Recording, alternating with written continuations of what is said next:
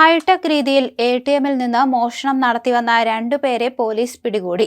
UP. സ്വദേശികളായ രാഹുൽ മൗര്യ, ധർമ്മേന്ദ്ര സാഹു എന്നിവരാണ് പോലീസിന്റെ പിടിയിലായത്. ഇവരിൽ ഒരാൾ കാൺപൂർ സ്വദേശിയും ജബൽപൂർ സ്വദേശിയുമാണ് മറ്റൊരാൾ. കരുവാറ്റ എടിഎമ്മിൽ നിന്ന് 10,000 രൂപ കവർന്നതിനാണ് ഇവരെ പോലീസ് പിടികൂടിയത്. മുൻപും ഇവർ ഇത്തരത്തിൽ മോഷണം നടത്തിയിരുന്നു. ആലപ്പുഴയിൽ വാടകയ്ക്ക് താമസിച്ചായിരുന്നു ഇവർ പദ്ധതികൾ തയ്യാറാക്കിക്കൊണ്ടിരുന്നത്.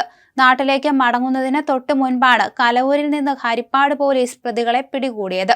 ഇവരിൽ നിന്ന് 40ഓളം എടിഎം കാർഡുകൾ കണ്ടെത്തിയിട്ടുണ്ട്. ഹൈടെക് രീതിയിലാണ് ഇവർ മോഷണം നടത്തുന്നതെന്ന് പോലീസ് പറഞ്ഞു. എടിഎമ്മിൽ നിന്ന് കാർഡ് ഉപയോഗിച്ച് പണം എടുക്കുമെങ്കിലും സെർവറിൽ കാണിക്കാത്ത വിധത്തിലാണ് തട്ടിപ്പ് നടത്തിയത്.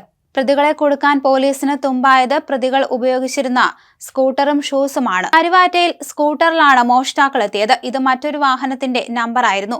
പോലീസ് സംഘം നമ്പറിലെ വിട്ടുപോയ അക്ഷരം കണ്ടെത്തി. നമ്പറിലെ AT എന്നതിലെ A ഒഴിവാക്കിയാണ് തട്ടിപ്പുകാർ യാത്ര ചെയ്തത്. പിന്നാലെ നടത്തിയ അന്വേഷണത്തിൽ ആലപ്പുഴയിൽ നിന്ന് വാടകയ്ക്കെടുത്ത സ്കൂട്ടറാണിതെന്ന് പോലീസ് കണ്ടെത്തി. ഇതേ രീതിയിൽ കായംകുളത്തെ ATMൽ മോഷണം നടന്നു. CCTV പരിശോധിച്ചപ്പോൾ മോഷ്ടാക്കളുടെ വസ്ത്രങ്ങൾ വേറെയായിരുന്നു. എന്നാൽ ഇവർ ധരിച്ചിരുന്ന ഷൂസ് കരുവാറ്റയിൽ പ്രതികൾ ധരിച്ചിരുന്ന അതേ ഷൂസ് തന്നെയായിരുന്നു. ഇവർ ദേശീയപാതയിലൂടെ യാത്ര ചെയ്ത CCTV ദൃശ്യങ്ങൾ പിന്തുടർന്നാണ് ആലപ്പുഴയിലെ താമസ സ്ഥലം തിരിച്ചറിഞ്ഞത്. പ്രതികൾ സ്കൂട്ടർ മടക്കി കൊടുക്കാനെത്തിയപ്പോഴാണ് പിടിയിലായതെന്നാണ് അറിയുന്നത്.